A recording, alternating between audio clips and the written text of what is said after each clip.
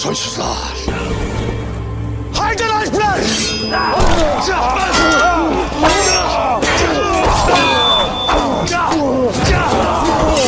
Hadi!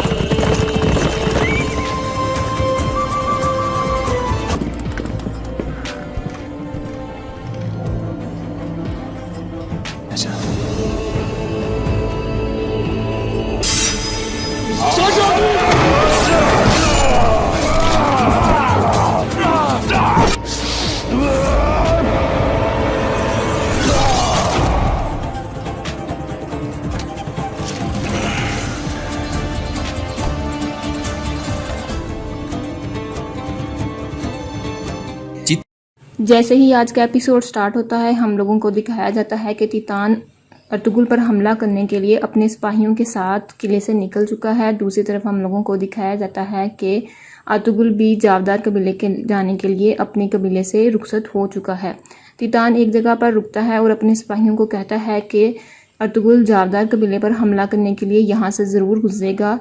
Ertugrul के ऊपर हमला करने के लिए ये एक मौसर जगह है, यहाँ पर रुककर हम लोग अर्तुगरुल का इंतज़ार करेंगे। जैसे ही वो यहाँ से गुजरेगा हम लोग उस पर हमला कर देंगे और तुम लोग जाकर अपनी अपनी जगह संभालो। ये बात सुनते ही तमाम सिपाही अपनी अपनी जगह संभाल लेते हैं। दूसरी तरफ हम लोगों को निको दिखाया जाता है। वो अर्तुगरुल साहब के पास वापस आता है और वो कहता है कि मैं आप लोगों के लिए एक खुफिया खबर लेकर आया हूँ। वो अर्तुगरुल साहब को बताता है कि किले के अंदर एक खुफिया रास्ता मौजूद है जहाँ से एलिस ने तितान के ज़रिए एक पैगाम भिजवाया है शहंशाह को। मैंने ये सब सुन लिया था और मैंने उस सिपाही को घेर लिया था। उसको रास्ते में कत्ल करने के बाद मैं उससे ख़त भी ले आया हूँ जो उसने शहंशाह के लिए भिजवाया था। मैं उस रास्ते को भी जानता हूँ जहाँ पर वो सब लोग रुककर आपका इंतज़ार कर रहे हैं ताकि वो आपको कत्ल कर सकें। इस पर अर्तुगरुल कहता है कि तुम जाकर वहाँ पे उनका हमला नाकाम बनाने की कोशिश करो और मैं जावदार कबीले जाने की कोशिश करता हूँ। इस पर उसका सिपाही निको कहता है जैसा हुजूर आप कहें वैसा ही होगा। मैं उन लोगों का हमला नाकाम बनाने के लिए वहाँ पर जाता हूँ, आप लोग जावदार कबीले चले जाएं। ये सुनते ही वो जावदार कबीले चला जाता है और दूसरी तरफ हम लोगों को तितान दिखाया जाता है। तितान कहता है कि मेरा घोड़ा लेकर आओ, मैं जावदार कबीले जाऊंगा। आज कुछ भी हो जाए अर्तुगरुल को मैं ज़िंदा नहीं छोड़ूंगा। इसके बाद हम लोगों को दिखाया जाता है कि वहाँ पर निको और उसके सिपाही यानी कि अर्तुगरुल के सिपाही वहाँ पर आ जाते हैं। तितान के जितने भी सिपाही वहाँ पर मौजूद होते हैं वो उन सबको घेर लेते हैं और उनके ऊपर हमला करना शुरू कर देते हैं। साथ ही साथ अर्तुगरुल और निको जो कि अर्तुगरुल का सिपाही होता है वो भी उन सब लोगों को मार डालता है। इसके बाद निको कहता है कि यहाँ पर तितान मौजूद नहीं है। मेरा ख्याल से वो एलिस के पास वापस जा चुका है और वो खुफिया रास्ते को बंद करने की कोशिश करेगा। मैं फौरी तौर पर वापस जाता हूँ और मैं उस रास्ते को खुला रखने की कोशिश करूँगा। तुम लोग जावदार कबीले जाओ और वहाँ से फारिग होने के बाद तुम लोग वहाँ पर आ जाना। इसके बाद हम लोगों को बहादुर साहब दिखाए जाते हैं जो कि अपनी मरकज़ी खैमे के अंदर तमाम सरदारान के साथ मौजूद होते हैं। वहाँ पर बहादुर का एक सिपाही आता है, वो आकर उनको बताता है कि अर्तुगरुल साहब अपने सिपाही के साथ हमारे कबीले पहुँच चुके हैं। जैसे ही बहादुर साहब ये बात सुनते हैं वो बहुत ज़्यादा परेशान हो जाते हैं कि वो यहाँ पर कैसे मौजूद हो।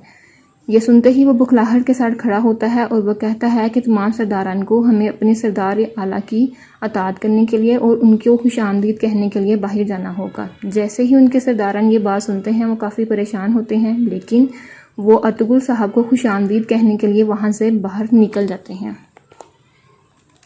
इसके बाद हम लोगों को दिखाया जाता है कि बहादुर साहब अर्तुगरुल साहब को खुशामदीद कहने के लिए अपनी मरकज़ी खैमे से बाहर आ जाते हैं।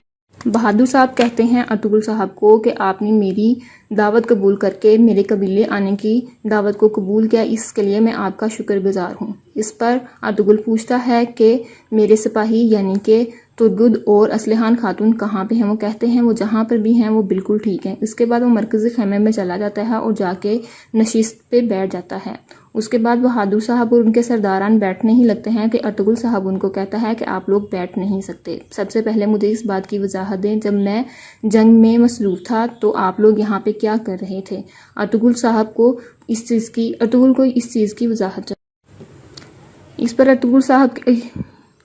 इस पर बहादुर कहता है कि हमारे कबीले के अंदर कुछ मामला था, वो हम लोगों ने अब हल कर लिया है, आपको परेशान होने की ज़रूरत नहीं है। अर्तुगरुल पूछता है कि मैंने तुमसे पूछा था कि तुर्गद और असलिहान खातून कहाँ पर हैं? वो कहता है कि असलिहान खातून और तुर्गद बिल्कुल ठीक हैं, आपको परेशान होने की ज़रूरत नहीं है, आप मेरी सरदारी को कबूल करें, यही आपके लिए काफ़ी है। वो कहता है कि कैसी सरदारी, आप किस सरदारी की बात कर रहे हैं? इस पर बहादुर कहता है कि आप मेरे मरकज़ी खैमे के अंदर मौजूद हैं और मेरी नशीस के ऊपर बैठे हुए हैं। इससे पहले ही आप लोग अपने हक से तजावुज़ कर चुके हैं। इस पर कहता है कि कैसे हकूक़ की बात कर रही हो, तुम कौन से हकूक़ की बात कर रही हो? इस पर उसको एक ख़त निकाल कर दिखाता है। वो बताता है कि ये वो ख़त है जो कि एलिस ने शहनशाह को भेजा था ताकि इस्तुवत में सज़ा सुना सके। वो पढ़कर सुनाता है कि इसके अंदर लिखा हुआ था कि तुमने किस तरीके से उसके साथ इश्तराक किया और किस तरीके से हमारे साथ गद्दारी की। ये सुनते ही वहाँ पर जितने भी सरदार आला मौजूद होते हैं वो कहते हैं कि क्या हम लोग गद्दार हैं?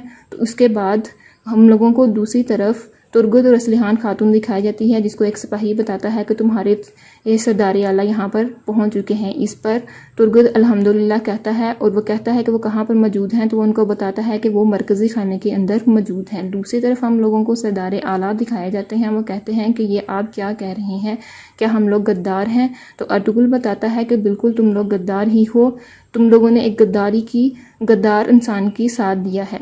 वो उनको बताता है और उनको ख़त भी दिखाता है जिस पर सब कुछ लिखा होता है कि किस तरीके से इसने गद्दारी की, किस तरीके से मेरी बनाई गई मंजलिकों को इसने राख किया और मेरे सिपाहियों को कत्ल किया। मेरे साथ जो कुछ भी हुआ इन सब का कसूरवार सिर्फ़ और सिर्फ बहादुर साहब ही है। बहादुर साहब उसके बाद अर्तुगरुल साहब को कहते हैं कि आप मेरे ऊपर इल्ज़ाम लगा रहे हैं, मैंने ऐसा कुछ भी नहीं किया, ये सरासर इल्ज़ाम है। ये सुनने के बाद अर्तुगरुल बहादुर को कहता है कि अब ना तो तुम मुझसे माफ़ी की उम्मीद रखना और ना ही किसी किस्म की अपील की, ऐसा कुछ नहीं होगा। इस पर साफ चाल कहता है कि हम इस कबीले के अंदर रहकर अपने आबाओ अजदाद की जो भी रसूमात हैं उनको आगे बढ़ाना चाहते हैं और हम लोग अपनी नस्ल की आगे बढ़ाना चाहते हैं, आप इससे ऐसा करने के लिए हमें रोक नहीं सकते। वो ये सुनते ही अर्तुगरुल के ऊपर हमला कर देता है। दूसरी तरफ बमसी अपनी दोनों तलवारें निकालता है और वहाँ पर जितने भी लोग मौजूद होते हैं वो उन सबको मार डालता है। और अर्तुगरुल साफ चाल के हमले को रोकने के लिए जिस चाकू के साथ उसने उस पर हमला किया होता है वही चाकू वो उसको दे मारता है, जिसकी वजह से वो वहीं पर ख़त्म हो जाता है।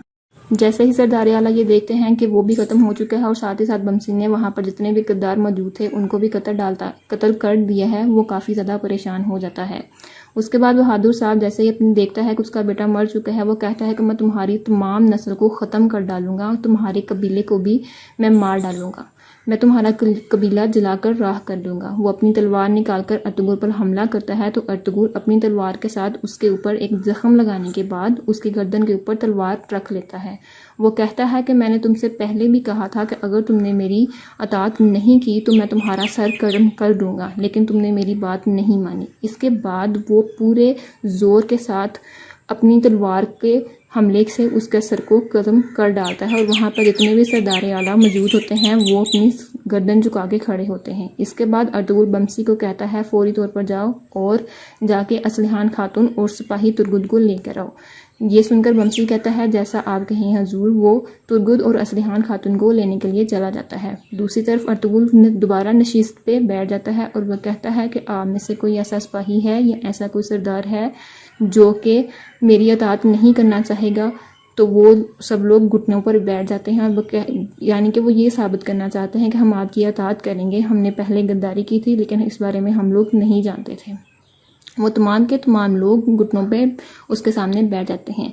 दूसरी तरफ हम लोगों को दिखाया जाता है कि बमसी तुर्गद सिपाही और असलिहान खातून को लेने के लिए गया होता है। वहाँ पर एक सिपाही उन पर हमला करने की कोशिश कर रहा होता है, लेकिन बमसी फौरी तौर पर वहाँ पर पहुँच जाता है और अपनी तलवार को उसके पेट के अंदर घुसाकर वहाँ पर जितने भी सिपाही मौजूद होते हैं वो उन सबको मार डालता है। इसके बाद वो अपनी एक तलवार को म्यान के अंदर डाल लेता है और दूसरी तलवार को वहाँ पर जो सिपाही मौजूद होता है उसके कपड़ों के साथ उसके ऊपर जितना भी खून लगा होता है उसको साफ़ करता है।